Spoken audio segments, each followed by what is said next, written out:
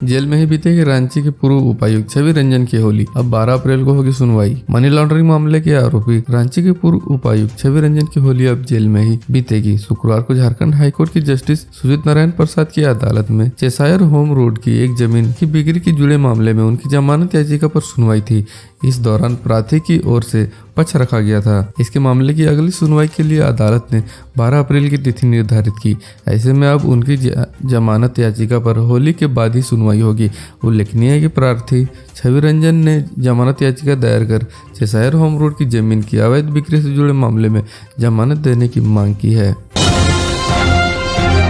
राम विनोद सिन्हा को बेल। पूजा सिंघल के मामले पर फैसला 29 अप्रैल को। सुप्रीम कोर्ट ने मनरेगा घोटाले में खूंटी के तत्कालीन जूनियर इंजीनियर राम विनोद सिन्हा को जमानत पर रिहा करने का आदेश दिया है। साथ ही पूजा सिंघल के मामले में 29 अप्रैल को सुनवाई की अगली तिथि निर्धारित की है। न्यायाधीश संजीव खन्ना की पीठ ने दोनों को जमानत याचिका पर सुनवाई के बाद यह आदेश दिया है। राम विनोद सिन्हा और पूजा सिंघल की जमानत याचिका पर सुप्रीम कोर्ट के न्यायाधीश न्यायमूर्ति संजीव खन्ना, न्यायमूर्ति दीपंकर दत्ता और न्यायमूर्ति अगस्टिन जॉर्ज मसीह की अदालत में सुनवाई हुई। पूजा सिंघल की जमानत पर सुनवाई के दौरान उनके वकील ने अदालत से अनुरोध किया कि उन्हें जमानत पर रिहा करने का आदेश दिया जाए, क्योंकि वह 585 दिन से जेल में बंद है।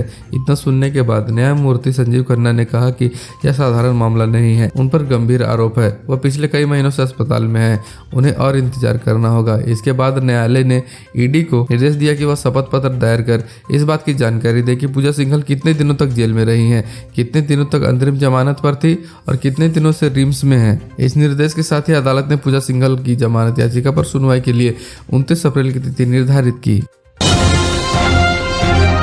कोयले की कालाबाजारी और मनी लॉन्ड्रिंग के मामले में इजहार अंसारी के खिलाफ ईडी का आरोप पत्र दायर। ईडी ने कोयले की कालाबाजारी और मनी लॉन्ड्रिंग के आरोप में हजारीबाग के व्यापारी इजहार अंसारी और उसकी कंपनियों के खिलाफ पीएमएलए के विशेष न्यायाधीश की अदालत में आरोप पत्र दायर किया है। ईडी ने इजहार के करीबी रिश्तेदार इश्तियाक अंसारी को भी आरोपी बनाया है। इजहार पर कोयले की कालाबाजारी से 71 करोड़ रुपए कमाने और उससे अर्जित धन से अंचल संपत्ति खरीदने का आरोप लगाया है। ईडी द्वारा पीएमएलए कोर्ट में दायर आरोप पत्र में कहा गया कि सीएस सुमन कुमार के मोबाइल फोन से मिले ब्यौरे के आधार पर इजहार अंसारी को कोयले की कालाबाजारी करने और अफसरों को कमीशन देने की जानकारी मिली थी।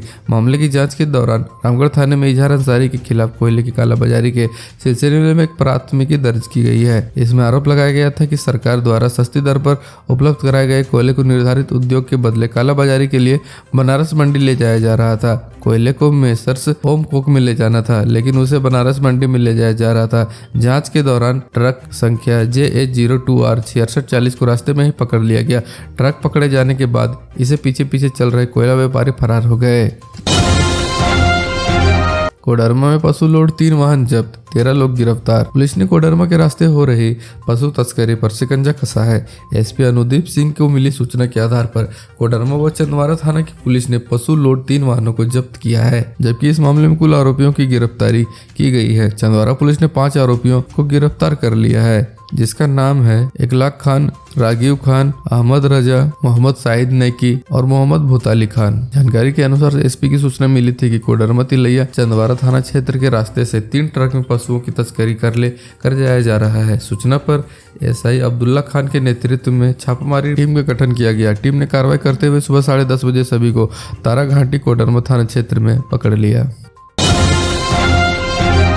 जमशेदपुर में हत्या व पत्नी पर फायरिंग मामले में आरोपी दारोगा मनोज गुप्ता को झारखंड हाईकोर्ट से मिली जमानत। झारखंड हाईकोर्ट की जस्टिस राजेश कुमार ने शुक्रवार को जमशेदपुर के सोनारी में हत्या व फायरिंग करने के आरोप दारोगा मनोज गुप्ता को जमानत दी। यह मामला 2019 का है। जमशेदपुर के सोनारी नौलखा अपार्टमेंट में सीमा देवी की गोली मारकर हत्या करने और पत्नी पूनम गुप्ता पर फायरिंग मामले में निलंबित दारोगा मनोज गुप्ता पिछले 5 वर्षों से जेल में बंद है।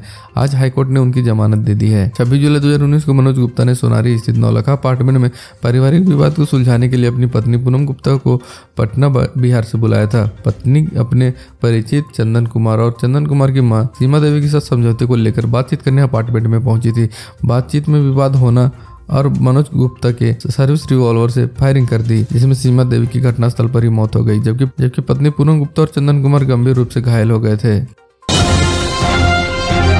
गिरिडीह में सड़क किनारे घायल युवक की मौत, माने जताई हत्या की आशंका, विरोध में सड़क जाम। झारखंड के गिरिडीह जिले के घोड़धम्बा ओपी अंतर्गत बभनी के पास शुक्रवार को सड़क किनारे घायल अवस्था में एक युवक मिला। ओपी पुलिस ने उसे इलाज के लिए अस्पताल ले जाया जा रहा था, लेकिन रास्ते में ही उसकी मौत हो गई। इधर परिजनों ने हत्या का आरोप लगाते हुए आरोपियों को गिरफ्तार करने की मांग को लेकर सड़क जाम कर दिया।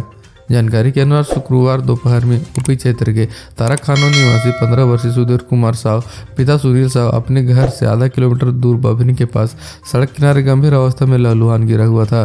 सूचना के बाद ओपी प्रभारी घटनास्थल पर पहुंचे और 108 एम्बुलेंस से धनवार रेफर कर दिया गया, जबकि घायल बच्चा रास्ते में ही दम तोड़ दिया।